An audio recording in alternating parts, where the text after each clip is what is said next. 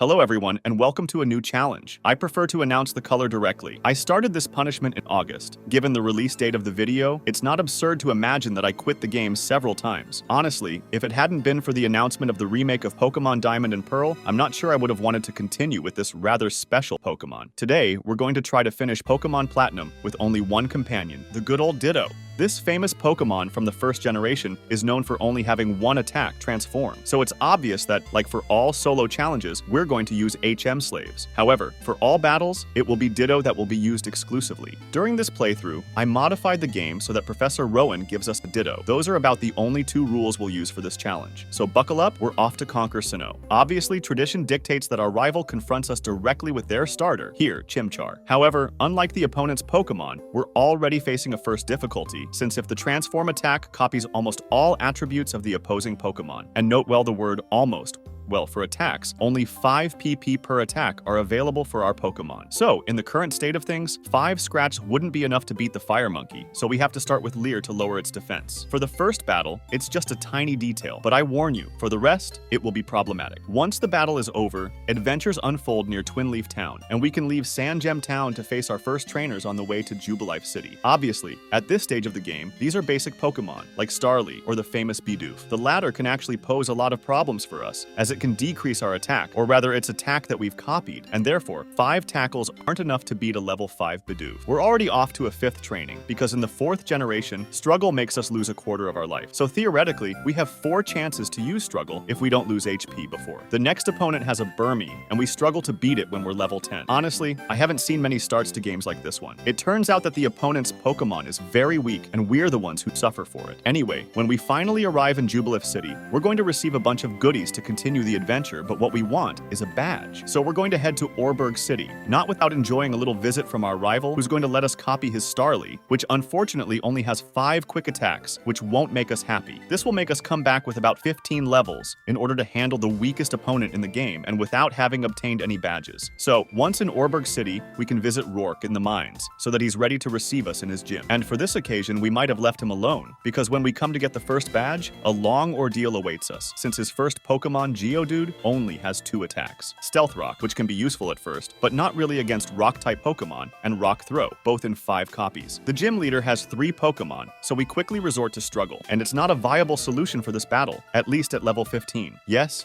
at this stage of the game, I've already abandoned this challenge for another one. We'll have to boost our Ditto, and by training it, we'll play it tactically, since we'll filter all the Machop we can in order to train its attack levels. Because for those who don't know this mechanism, when we defeat a Pokemon in the games, we increase one of our statistics by 1, which is defined according to the species, and in this case, it's the Machop that increases the attack by 1. So we end up at level 23 at the gym, and we finally manage to beat the first Geodude when we have no more PP or HP. At level 28, it doesn't work. At level 35, same story. We're really soft-locked at the beginning of this game because of the type of the gym leader, and even our second viable tactic, which is to use all our PP in the tall grass in order to arrive at the gym leader, not with our transform attack, but with Struggle, doesn't work, because the gym leader has potions, and above all, Pokemon with quite high defense. No chance of getting out of this. Cranidos is faster because we took the speed of Geodude, so we resort to the Struggle technique, and finally, it's a success with only 3 GP left. We get the first badge, but problem, we're already at level 45. There's still 80% of the game that hasn't been resolved yet, enough to discourage many. But at our level, the adventure should open its doors a little more, starting with the Grunts at the end of Jubilife City. We face them in pairs with Dawn, and we're obviously going to copy the Piplup. We spam the Water-type moves, and we can head north. We enjoy the magnificent flower fields of Floroma Town, and Team Galactic is committing crimes, so we're going to access the windmills to clean up a little bit. It's Commander Mars who welcomes us with a fluffy cat that we can't help but poison with Zubat's toxic attack. This ensures us victory, not too easily either. The town is liberated from the grip of the invader. Our journey northward can continue, and along the way, we encounter a hiker who has 3 Pokemon, and the first of them, the most important for Ditto, is a Geodude that only has the tackle attack. I don't need to tell you it's a remake of Gym Leader Rourke, and we get knocked out. Fortunately, this opponent pivots, so we can avoid him and never look back again. The adventure continues in Eterna City, but before entering, we'll have to cross the forest. And here, we have a real ally for once, since Cheryl joins us. She has a Shanzi that we won't hesitate to use for the 2-3 wild battles. So we're already at the next city, which has a gym, which we're going to rush to assail. In the 4th generation, it's over being able to avoid all the trainers populating this battle zone. The first one is going to bring us back to a terrible reality. The gyms that have a type that resists itself, that's that's what's going to cause our downfall. Here, we're going to take on the form of Cherubi, immune to the leech seed that can be inflicted on it. And if it's indeed a weak Pokemon that can be destroyed with a charge, Roselia is then nearby, and we're unable to surpass it at level 46. We have Cherubi's stats, except for our slightly inflated base HP. So, back to the Pokemon Center. It's not the time to be defeated by Pokemon that are 3 times lower level than us. We'll be more vigilant and use our leech seed directly, but it sets the tone for the gym. And speaking of Pokemon that are a third of our level, the first one at the following address is Budo, who defeated us in the most annoying battle ever, where we were paralyzed using leech seed each turn. Anyway, with the struggle technique, it works, but it's always a time sacrifice because it's the slowest generation in terms of battles, and using Transform 10 times in the tall grass doesn't work at all. Moreover, against the champion, this tactic doesn't work at all, since her Turtwig hits quite hard, and she obviously has multiple Pokemon. So we go back to trying multiple times, and especially after a long series of training, level 60, our hard work pays off, and we finally have 2 badges. Yay, the adventure can continue. We also start a little berry farming. Some will be useful in battle. The next chapter is in the Team Galactic District, which we dismantle without too much trouble, so we're ready to head back down Route 206, which is a cycling path, and access Mount Coronet, which opens up the eastern part of the map. Hardhome City is our next stop, and its gym leader is Ghost type. The battle should, therefore, be theoretically much easier, especially since the Ghastly we imitated has some pretty cool moves. So with Pursuit, it's a 2-hit KO. We can now address Miss Magius, so we'll try to anticipate with Future Sight, which releases after 2 of our Shadow Punches, but we only have 12 GP left before facing Haunter. Fortunately, we have a priority attack, and that really saves us since Haunter would have easily outsped us, its speed being very high. So here's a champion we didn't struggle too much against. Now onto a battle against our rival, who is starting to form a bigger team, but the advantage is that a solid Staravia is a pretty good Pokemon to counter him. Wing Attack is an interesting stab move, which is also super effective against his starter, as well as against his Roselia, so facing him is going to become a piece of cake, relatively speaking. We avoid as many trainers as possible to reach Salation Town, which is probably the place in the region where Ditto reproduce the most, since that's where the daycare is, but we have a fighting Ditto. So we greet the Psyducks further north, they had their episode, and we turn right to visit Veilstone City. Obviously, first step, if there's a gym, we rush in, and in no time, we bypass all the rings to reach Maylene, the fighting type gym leader. And interestingly for us, her first Pokemon, the one we're going to mimic, is also psychic type, so it defeats its alter ego, and facing Machoke, we can use Drain Punch, an attack that allows us to recover HP that we inflicted on opposing Pokemon. Since our attacks are super effective, it goes quickly, and we thus win the 4th badge, without having done a training session since the previous badge. Team Galactic is once again in our way, and once our little visit to them is over, we can head down to the lake, which is closed due to filming. We avoid making a stop before reaching Pastoria City, as that's where the next gym is. Before that, our rival awaits us for a new battle, which he can win with an upgraded Fear technique. His Staraptor uses Endeavor, which leaves us with only 21 GP, when Buizel comes in to finish us off with Aqua Jet. Well, when we have a bit more luck, Wing Attack is enough to defeat his entire team, but I found it interesting to highlight this battle, which was quite humiliating actually. Shortly, the arena is unlocked, and we're off to have a good time there because its type is aquatic. We'll even struggle to defeat Marills because we only have water attacks. Struggle is our best friend. We can even get an additional attack thanks to our Citrus Berry Culture, which restores 25% of our health points, which is always nice. I take this opportunity to lament a tactic that worked in the 3rd generation, the one with the Lepa Berry that could have helped us in many situations. It involved having 0 power points for Transform, using Struggle to defeat the first opponent Pokemon, often the one that could be a problem, and then recovering thanks to the Lepa Berry, allowing for more flexibility. Unfortunately, in this generation, the Lepa Berry activates directly at the beginning of the battle. We really picked the worst period for Ditto, because in the 5th generation, it has the Transform ability, which allows it to transform directly, making it the most well-known revenge killer in the competitive scene. Anyway, we reach the gym champion. The battle against Crasher Wake isn't the most exciting, but at least his first Pokemon meets our expectations, being none other than Gyarados. So, we take its appearance, which allows us to decrease its attack since we also take its Intimidate ability, and therefore, Waterfall is ineffective against us. As it has varied attacks, we can use Bite on the giant shrimp, and we won't lose too much HP in this duel. Next is Quagsire, which can't resist water attacks, so in 2 brines, the evolution of Wooper is rendered harmless. We're already at the final Pokemon, a Floatzel, and even though it's faster, our Stab Waterfall wreaks havoc, forcing Crasher Wake to heal his Pokemon. Fortunately, it's a 2 HKO, and we win the battle with 19 GP remaining. The collection of badges grows, and even though our level is getting closer and closer to the maximum possible, we're progressing in the adventure, for better or for worse. After the battle, we hear a boom at the lake, probably coming from the lake northeast of the city. Team Galactic continues its activities in the region, and all of this is escalating. We pursue the grunt in question, and after facing them, Cynthia, who can offer us the secret potion to disperse the Psyducks blocking the misty road to Celestic Town, appears. It's a long way to get to this city, but many trainers are avoidable, which is a good thing since all attacks lack precision on the road. Arriving at Celestic Town, we learn a bit more about the lore of this region, and the leader of Team Galactic comes to face us in a rather advantageous battle since his first Pokemon is a Sneasel, which we copy. Since it doesn't have particularly high defenses, we can deal with it using Slash, but the advantage of this Pokemon is that it's very fast, and the rest of Cyrus's team is flying type, so with Ice Punches, we can end the confrontation. Cynthia then comes to chat with us. It wasn't too early to arrive, and she advises us to go to Kanalov City to enter a library. I don't know what it is, but it sounds like an interesting place. So, we can take the sea west of Jubilife City and Wanning.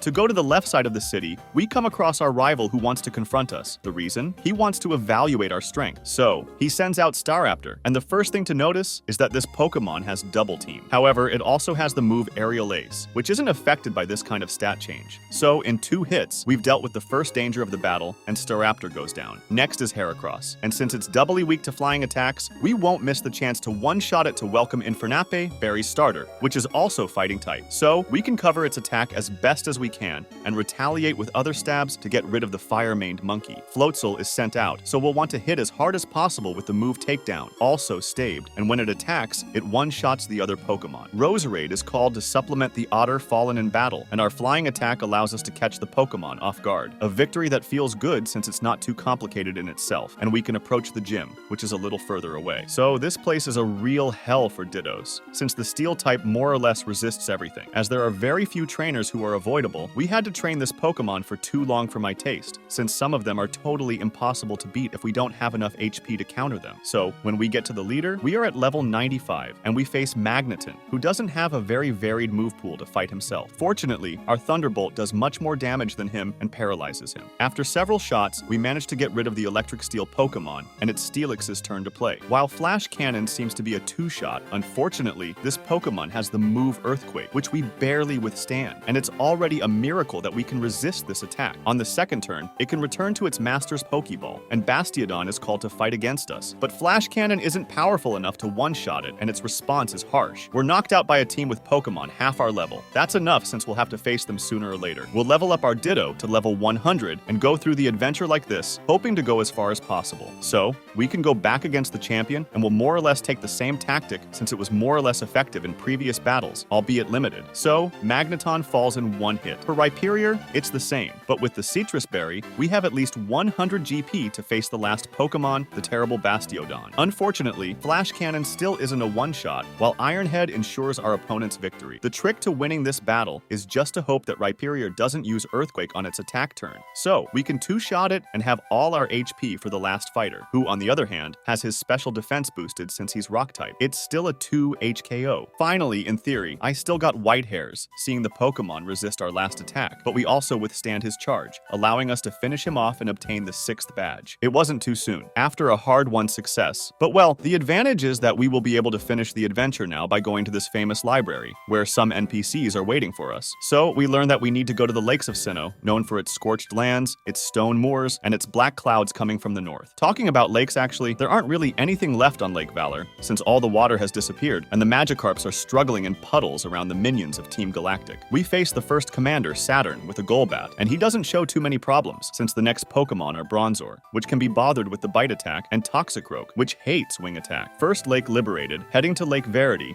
near our hometown, for a new duel against Commander Mars this time, still with a Golbat. Once the conflict is over, it's time to head north, already because that's where the 3rd lake is, and also the 7th gym, so we cross Mount Coronet, and we reach Route 216, known for being very snowy. Once we arrive in the north, Barry tells us that to access the lake, we must defeat the Snow Point City Gym to be able to use Rock Climb. So we go to this famous Snow Point City Gym, and after solving the puzzle, we can face the gym leader, Candace. Once again, as a Sneasel, we can take care of business, and like with Cyrus's, we can get rid of our alter ego, quite fragile. Piloswine is the next Pokemon, and with 2 stab attacks, we can take down the pig, which has gained an evolution in these games. Then there's the first Ice and Grass Pokemon, Abomasnow, and Sneasel has the Aerial Ace attack, so we can 2 HKO it without too much trouble. Finally, it's Frozlass who greets us, and we get get the job done. So we win the battle, which gives us the 7th gym badge, and above all the possibility to continue our quest as we enter Lake Acuity, where Barry only had to deal with Jupiter. But Team Galactic succeeded in its mission to kidnap the 3 elves of the region. So we set out to infiltrate their headquarters, and we even attend a meeting of Cyrus, which allows us to learn more about their plan. We managed to reach the room to rescue the 3 legendary Pokemon, but before that, we're up for a battle against Cyrus, who still only has these 3 Pokemon. So, with Sneasel, we can do the job. Even though these 2 flying Pokemon have evolved, Ice Punch is way too effective for us to miss. It's time to thwart the team's plan at the summit of Mount Coronet, so we climb it as fast as we can. We're up for a battle against the leader, and we're blocked by 2 commanders who start a 2v2 battle with our rival. It's 2 Bronzor that face us, so we have the choice between one of these 2 Pokemon and Munchlax, knowing that if our Ditto faints, the battle is not won, so Barry better off sacrificing his Pokemon, since he has the luxury of having several. So we'll take the appearance of the Bronzor with the light screen attack and set up this screen directly at the beginning of the battle. So the attacks of our opponents are less effective, while we count on Munchlax to do the most damage. In the following turns, we also take the opportunity to confuse the opponent, and after a few turns, Barry gets tired and sends in Infernape to battle. This Pokemon has quite a phenomenal striking power, and with Fire Wheel, it can take down the first Bronzor. So it's a Golbat that's sent in, and by the time we intervene, we'll send a Psychic attack on the poison Pokemon to prevent it from hurting Infernape too much, which itself takes care of the other Bronzor easily. Unfortunately, the next turn, the second Golbat is apparently the last straw, and our Simian ally falls in battle. It's okay. Barry will send Floatzel, which can, with its priority, finish off the first Golbat, while we finish off the second, again with a Psychic attack. Finally, the signature Pokemon of the Team Galactic commanders arrive, Purigly and Skuntank, and one of them finishes Floatzel while we activate Light Screen, because we know Skuntank has Flamethrower, and it can end the battle if it hits me. Heracross is sent out. It holds an aerial ace against Purugly and can therefore KO it, while Skuntank uses Night Slash against us, which allows us to attack fourth and confuse it, and it works pretty well since, in the next turn, Heracross can hit Skuntank, and the latter hits itself in its confusion. Unfortunately, it can't faint, so we're going to use Gyro Ball to win the battle. 2v2 battles are always nice, but here, Munchlax didn't offer enough resistance, so we had to rely on a Bronzor, and especially on good management of our rival's battle.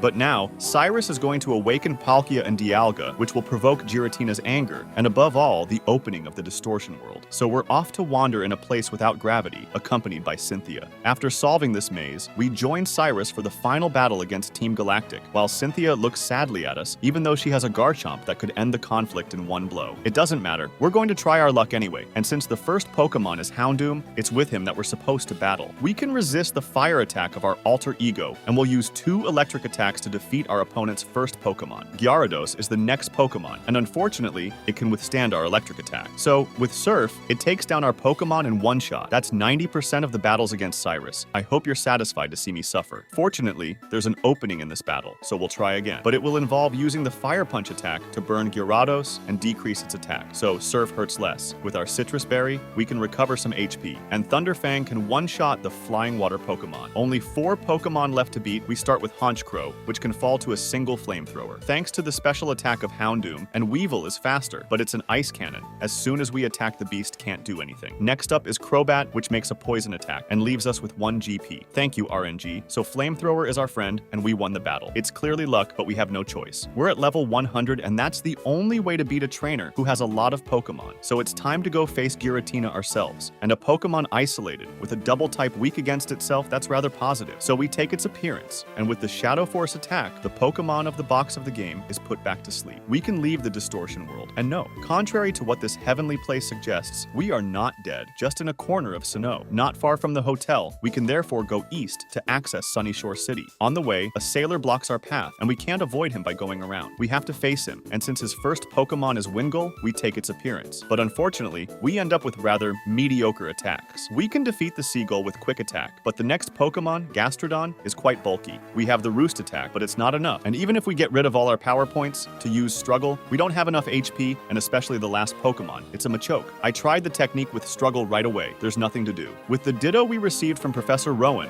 we are unable to beat this sailor. It's a bit anticlimactic after 7 badges, and especially after saving the world from Team Galactic, to be thwarted by a random trainer on the penultimate route of the game. But then, we're still going to try to answer the question, can we finish the game with a Ditto, since the one we had didn't have incredible stats? And we have competitive Ditto, with 6 IVs available when we make strategic teams. In fact, the challenge is half lost, but I find it interesting to see if we can beat this trainer in the dimension where Ditto was perfect. So, we attack the battle again with a Ditto that has 0 PP, and with Struggle, we can one-shot Wingull, we can also one-shot Machoke, and finally Gastrondon resists our attack, and thanks to the Citrus Berry, we can launch a last attack, and we win. Yes, with a Ditto possessing 31 IVs in all its statistics, we can continue the adventure, and I invite you to keep your fingers crossed to see if we will indeed pass the league or not. But before the league, there's Sunny Shore City, and it's an electric gym guarded by Volkner, and when it says electric, it means electric resistance, and the champion starts the battle with Jolteon. Against the evolution, we'll use Iron Tail, which, on a stroke of luck, can lower the defense of the opponent's Pokemon. Unfortunately, we quickly run out of this attack, as well as its other non-electric ability, Quick Attack. So, when the next Pokemon comes in, Electivire, there's no way to hit these Pokemon that are immune to electric attacks thanks to their ability, and in a few hits, we're KO'd and we lose the battle in the process. I tried the tactic with Struggle, which I always keep in reserve just in case, and there's nothing to be done. First off, because the opposing champion uses Hyper Potions, but we're also in a position to take hits, and if, on this attempt, we manage to defeat the Raichu with one attack as well, we're left with 34 hit points when Electivire enters the field. Struggle doesn't even phase it, on the other hand. It can finish us off if it's not our recoil damage that does us in. Note that the only time Iron Tail did enough damage to allow me to beat both Electivire and Jolteon, it wasn't Raichu who picked me off in the end, but Luxray, which leads me to declare one thing for this challenge. It's impossible with Ditto. For this battle, we only have 20 attacks, 10 of which are not usable against electric-type Pokemon, while our opponent has 4 Pokemon that are not at all afraid of Ditto, so it's quite frustrating, because after this battle, there may be a duel against Barry, and then we have the Pokemon League to deal with. Failing this so close to success, it hurts. It hurts, especially after training so much, and I'm quite disappointed with the Pokemon. Initially, the idea of changing Pokemon for each battle was a fun and interesting challenge for me, but the fact that the champions have half of their Pokemon with resistances to their own type may have spoiled the fun, since we had to train our Pokemon each time to have any hope of passing our opponents. The battle against Cyrus was epic, and being able to manage Barry so easily was quite refreshing. But it's time to admit defeat, and I sincerely hope you enjoyed watching this video. If that's the case, I invite you to leave a comment. It helps with the YouTube algorithm, and to subscribe if you haven't already, because that's what helps the channel grow. I wish you a very good Sunday. See you soon. P.S. If you're watching this video on Tuesday, I wish you a good Tuesday. You get the idea. Au revoir.